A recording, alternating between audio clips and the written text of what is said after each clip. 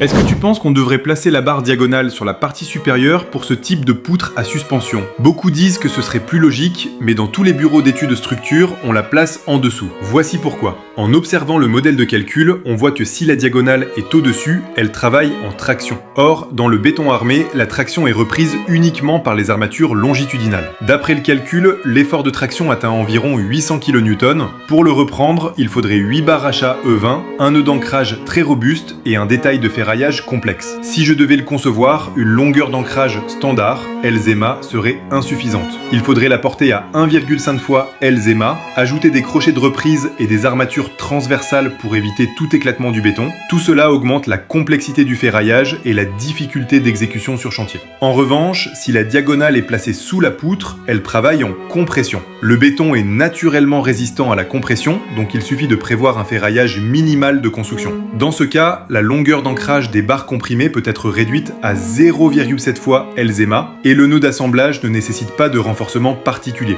Ainsi, la barre comprimée est à la fois plus fiable, plus économique et plus simple à exécuter. C'est pourquoi, en conception structurelle, dès qu'on en a la possibilité, on privilégie toujours une diagonale travaillant en compression plutôt qu'en traction.